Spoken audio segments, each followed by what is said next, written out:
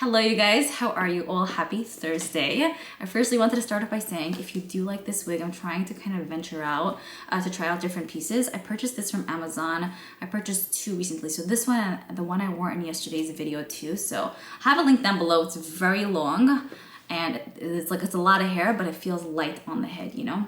So I think it's cute. Let me know what you think. So earlier this week, I shared with you guys a video where I spoke about 10 goodies that I absolutely love, the best 250 bucks I ever spent at Sephora. I'll have that video linked down below if you guys want to check that out. Seriously amazing products that I feel like are well worth the price, and they just make applying makeup such an experience and a breeze. However, for today's video, I did want to share with you guys 10 items that I absolutely despise, I guess I could say. I personally think these products that I'm going to speak about today are not worth the money. I know we all work for our hard-earned money, so I would never want to recommend something that just whatever, okay, whatever, it's fine. But if it's not good, it's just not good. You know what I'm saying? If your experience actually is different than mine, if you love the products that I'm speaking about today, definitely let me know. I feel like it's really cool to kind of see different people's opinions on what worked out for them and what didn't. And I feel like that's what makes the world go round. You know, what might work out for me might not work out for you, and then vice versa. So most of these products are products that I actually ended up decluttering because I was not having it. I think there might be one or two that I still haven't decluttered yet, but I will throw up a pic for every item that I'm speaking about today, except for one thing. You'll see later. First up, we have these Milk Makeup Electric Glossy Lip Plumpers. These retail for $25 on Sephora's site, which firstly, I feel like it's a bit steep. Let's be real here. There are 6 shades in the line, and these are terrible, okay? They're basically lip plumping glosses. Now, personally, I don't love lip plumping glosses to begin with, but there are a few here and there. Like the Buxom ones I do kind of like. Milani makes a few of them that I think are pretty good. And there are a few lip products here and there that I enjoy, like the plumping effect that it actually gives, because it doesn't feel insane on. This, I never got lip injections, but I can only imagine this is what it feels times 100. This is probably more painful. This gloss is more painful to apply the lips than actual lip injections. When you apply this on your lips, it takes about 5 minutes or 2-3 minutes to kind of almost activate, and then you feel these poking, almost like needles in your lips and on every part of your lips. It's not okay, one here, one there. The whole, you feel like you have a million, needles in your lips. It's what? First I was okay, maybe it's just gonna be like this for first 5 minutes or something, then it's gonna give me that plumping effect. I feel like it didn't really do much for the lips, I'll be honest here, but not even that. It was not worth it. You were in so much pain and you're get off. So this is something that I would not recommend. I think the packaging is adorable and I wanted this to work out so badly, but I would say on comfortability level, 10 out of 10. Terrible. Next we have the Revealer Skin Improving Foundation by Kosas. I actually really like the concealer that's part of this line. So when the foundation came out, I'm you know what, I'm ready to get down with this. I'm sure I'll really, really love it. Now, the concealer I like, I'm not fully obsessed, but I think it's a good one. So I'm okay, let's try this. $42. The packaging is also very, very cool. Sorry, this chair makes random noises. This right here, first of all, the shade that I picked up, I don't even know, I don't even remember which shade it was because I ended up decluttering it, but it had such a gray undertone, which I was not about. I don't think I ever owned a foundation that had a gray undertone, so that surprised me to begin with. Then, in addition to that, it did give you, I would say, light to medium-ish coverage, but it looked so heavy on the skin, ultra. And I have dry skin, but it made my skin look very, very aged and almost oily, which I thought was odd because it's not the type for my skin since I have such dry skin. So to make it look that way, that just never happens. And it wasn't glow, it was okay, what's up? Did you apply this foundation 5 days ago, or what's the story? It was heavy as well. You felt like you had almost cement on the face, which I was not about. I actually know that there are a lot of unpopular opinions on clean brands at Sephora. I feel a lot of them, I get the gist of the whole thing, but a lot of times with specific products, this is I guess my take on it. With specific products, you need certain ingredients for it to actually last longer and for it also not to actually have a random smell. I noticed with Kosas products, especially with this one, not necessarily, but I've heard a lot of people mention that this foundation went really bad really quick. If you're not using it within 2 months tops, it's pretty much over. So I just kind of feel it's a bit much. Like, I want to know that I can use a foundation within, let's say 6 months, but like not within like 2-3 months that I have to finish it, and then like otherwise it's a waste of money or something. So I noticed with a lot of clean products at Sephora, especially their complexion products, brow products, things like that, that's what happens to it. And it's kind of discouraging and disappointing, because then it's like, I see that it's clean, but like, it's like making oatmeal without the water. You need water to make oatmeal. Like, it just needs to be a thing. So I feel like with certain products, you need specific ingredients to make it what it is. Now, if a brand wants to use less of something, then that's a possibility. But I feel like with the whole clean situation, I feel like it's almost doing more waste than not, in a sense, you know. But I would love to hear your opinion on that. I feel like usually I'm so not controversial, but like, I'm just like, I've had enough of this, you know what I mean? The next product I wanted to speak about is another Kosas product, which is this right here. This is a brow, like tinted brow gel, specifically called the Air Brow Tinted Clean Volumizing Eyebrow Gel. $24 for this. The packaging is the cutest thing. I loved it at the time, and I feel like I used it so much. Like, I used it an absolute ton. There's still a decent amount in here. I want to say, I don't know how long I had this for. Definitely not a year, that's for sure. But I noticed with a lot of Kosas products, it starts smelling like, actually, you guys told me, just be careful with the Kosas products. And I'm like, what do you mean, why? Then a lot of you guys were like saying, it's gonna start smelling like blue cheese. And I'm like, no, that just doesn't make any sense, you know? And then as I kept using it, there was times that I was using this and I was like, what smells? Something smells here. I would have never guessed it's this. And this smells like the ultimate blue cheese life. When I did purchase the product, I actually did like what it did for the brows. It did look really good, but I felt like the shelf life of this just ended way too quickly. And I mean, maybe it's a good indication to know, hey, like this product went bad, but I don't think I had it for so long. So I don't know, I just feel like it's just interesting. All right, next up, I have this Natasha Denona Puff Paint Liquid Blush. This is $24. There are 3 shades in the line. The shade that I picked up a while ago but ended up decluttering was Daria, I want to say. This is a pink coral.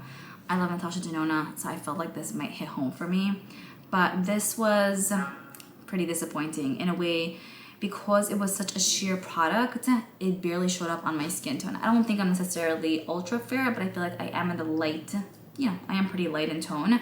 And to see that it wasn't really showing up kind of surprised me. And even if it kind of did, it literally only lasted for like 15-20 minutes tops. Like, it really didn't look like much was there. I understand the concept of having blushes that are like very like skin-like a blush no blush type of blush, but I feel like a product could also be a little bit more pigmented, and you can use it in a lighter way and get the same results, but you can also use the same product to kind of keep things a bit more saturated and deeper if you want to, you know what I mean? But with this one, there was really not much coming out of it, and like any way I applied it, it was not working out. There are 3 shades, so maybe with the deepest shade, it did show up on the skin, but if you're spending $24, I want to see something, you know? Then don't consider it a blush if you don't see anything. Next, we have this palette here from Too Faced. This is the Better Than Chocolate eyeshadow palette, retailing for $54. When this released, I was beyond like ultra excited. I really do enjoy Too Faced products still. I know a lot of people are kind of over it, but here and there, like when they come out with specific items, I will jump on that. And especially with their palettes, I do get excited because there's just, look, there's some cuteness to them, you know? With this one, it's definitely not a palette that's super unique or different. Like, you have a lot of neutral brown tones with like that pop of purple, like an army green color. So not a unique color story, I would say, at all, really. But with this one specifically, now on Sephora's site, there are a ton of 4 or 5-star reviews, but a lot of people did receive it from Influencer, which is a site that you can kind of get it for free. So I'm not saying that they're dishonest reviews, but I don't know, from my experience of testing this specific palette out, the mattes are a little bit more on the drier side, and the metallics, like there are some that are very pigmented and very smooth, so maybe like 2-3 of those, but majority of the metallics, and then like that purple shade, that beautiful purple shade that we all see in there and probably are obsessing over, sucks. That shade sucks. It's a very see-through shade, but then again, with those kind of colors, I get the concept of that, but nothing really shows up. So I feel like with this day and age, with so many different palettes coming out, with brands being so innovative and upping their game, it's kind of interesting for me to see something like this be released in 2022 where it's actually just like lacking, you know? Like the whole palette is pretty much lacking. It's not a breeze to use. At least if like the shadow is performed outstandingly and the shades, you know, were these shades, like, you know, they're typical shades we see a lot, then like fine, it's a typical palette, but the quality is fantastic. But because the shades are already so like repeated and the palette is like not the type, then this just kind of falls into the category of like not worth $54. This right here, I feel like is probably gonna be a shocker to you guys. This is the Dior Backstage Face and Body Powder No Powder. $40. I love the packaging. It's so cute. I love how all of their powders are packaged pretty much the same way. So when you have like a whole bunch, it's like stationary. I do still own this. I'm having a hard time decluttering it because it's such a beautiful piece, but it does zip zilch not a nothing. Like literally for 40 bucks, wow, nothing. Even again, if you want light coverage, this does not show up on the skin. It almost has like this like laminated film on top that makes it ultra hard to put a brush in there, to dip a brush in there and apply the product on the face, because that product doesn't go on the actual brush. So then I'll use this for like the eye sometimes to kind of set, but again, it doesn't do anything. And with this one as well, there are actually a decent amount of 1-star reviews, more than I expected. And pretty much everyone is saying the same thing. I love this one. This powder may look nice and aesthetically pleasing, but oily skin folks will not enjoy this. I actually have dry skin and it did nothing. I mean, she's mentioning she has oily skin and it's not really doing much. Very all over the place. It doesn't do anything. Honestly, if I would close my eyes, and I always say this with a lot of products, if I was close my eyes and use this product, I'd be like, where is this from? Like, I would never in a million years think it's Dior, and I would never in a gazillion years think it's $40. So save your money on that one. Again, and even if you do want something that's lighter coverage, that's seamless and smooth on the skin, there are powders out there that actually provide that. Like I know Laura Mercier has one that's so pretty, but this one is just like, what's up? Next, I want to speak about the Laura Mercier Translucent Pure Setting Spray. 16 hours. I picked up the small size. The 1 ounce is $20, which I feel like is kind of steep for such a small size. The 3.38 fluid ounce size is $38. I was so excited about this because I love and adore the translucent loose powder, which I feel like this is kind of from the same line. So I'm like, awesome, it'll pair so well together. And the fact that it says here it's supposed to give you a natural finish. So I felt like it wouldn't be too glowy, but it also wouldn't be too mattifying, like it would be perfection. So first off, the nozzle, the spray on this sucks. First I thought it was maybe mine, maybe I got a defective one, so I tried mine really bad. Then I ended up going to Sephora after and I tried the samples they had out. Terrible, like what? And then I was reading comments about this and 90% of the comments are like, nozzle sucks, spray sucks, sucks. So something's up with that. I'm just thinking to myself, if it was tested before it was kind of put out into the world, because it doesn't make any sense. So I definitely got an uneven layer on the face every time I use this, and I really just felt like it did not do much. It's actually more irritating to use than a breeze to use, like, which is like sad for me to even say, because I wish this would have worked. I think they had it, like they almost had it in the bag with this. It could have done so well. But let me tell you.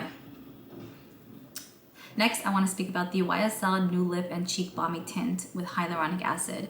This is a $26 creamy blush / lip tint. I picked mine up in the shade New Peach, which is like the nude color. There's also like a plum shade and then a red color, which the red looks pretty nice. But specifically speaking about the peach nude shade for $26, I would definitely say this is an absolute no-go. There's one thing about having cream blushes that are for the lips and the cheeks, because I feel like when it is for the lips, the brand wants it to be comfortable, you know? But then I feel like when you apply that kind of product on the face, 9 out of 10 times, it's very balm-like. It's like a lip gloss formula on the cheeks and it leaves like a sticky feel. And so it's not really a breeze to use. So with this, I purchased it for the cheeks because I thought it was only for the cheeks. I thought it was blush. And then after applying it, first of all, again, also a shade that really doesn't blend out too much unless you build up. And then in addition to that, it leaves a very sticky, tacky base. So it never really sets down and it wears off so quickly. So it's just a product that I just don't understand. Maybe for the red shade, it might look better, a little bit more vibrant and pigmented. But again, because it's for the lips and for the cheeks, the formula is not working out for both parts of the face. There are some brands who do it very, very well. I have to think of a few. I don't have any like that I can think of offhand. But this specifically, terrible. And especially since it's $26, the price always needs to be factored in, because if it would be $2, fine, like what can I really expect? But for $26 YSL, I would expect more. The final product I wanted to speak to you guys about is from Fenty. This is the Sunstalker Eye Bronzer and Highlighter Palette. So basically it's for the eyes and cheeks. Again, with those kind of products, I feel like it could be a little bit tricky, because I want to say the formula of face products and eye products are somewhat pretty different. Like, just a way a face powder applies on the face sometimes doesn't apply as nicely on the eyes, and vice versa. But again, there are those products that do apply nicely on the face and on the eyes if they're eye safe and stuff. So this is for the eye and face. I specifically bought it for like the face to use as bronzer, and then there are 2 highlighting shades that look really pretty as like highlighters for the cheeks, or you can use it as, you know, metallic shades on the lids. $48 for this one. I did mention this a few times in the past. I love Fenty Beauty products, but I feel like their weakest point is eyeshadow palettes. They absolutely suck. Like, really, they're terrible. From all of them that I've tried, I think I've tried all that they have in the line, and I've decluttered all of them since I purchased. This is another item that I did end up decluttering because I was just not feeling it. The bronzers in here were so dry. They looked ultra patchy when applying it on the skin. It was not a breeze to use. And I have like an e.l.f. bronzer that's just like 1, 2, 3, easy peasy lemon squeezy vibes. It's so simple to like just apply and blend out, and it's a breeze. With this one, it felt like a job to actually sit and blend and make it look even. And then when I use those for the eyes, also, like, I really had to blend out, and it creased so quickly. And my shadows, I just feel like, sorry, I just went outside for a second. My shadows barely crease. So with this one, it's just like, it wasn't for me. And as for the metallics, I will tell you, those were actually very, very nice. If she would sell those individually, I'd probably pick them up, or like in a duo, like eyeshadow compact, I would totally like get it. I did love the quality. It applied nicely on the eyes, and it did look really pretty on the skin, very light and fresh and airy. But I feel like majority of the palette are the matte, like bronzing contouring shades. Just did not really work out for me. And with this one, I was also surprised because I know that she has singular bronzers, which are fantastic. So good. So I was like, okay, maybe with this, like the quality is gonna be the same, and it wasn't, but I'm just confused because I'm like, why wouldn't it be in a way, you know? Like, if she would have the same formula as she has in her single compact bronzers or contouring shades in this palette, it would be a winner palette. But unfortunately, I would say it's not. I know Dior has bronzing palettes that are great. Well, they have one that's fantastic. And there are even drugstore brands that also have like 3 or 4 bronzing shades that I feel like apply better than this. So this was a definite no-go, and I would not recommend it for nothing. Alrighty, so that pretty much wraps up this video. I would absolutely love to know your thoughts and comments down below. Keep me posted, of course. Even if your opinion is different than mine, let me know, and I will see you guys in my next video.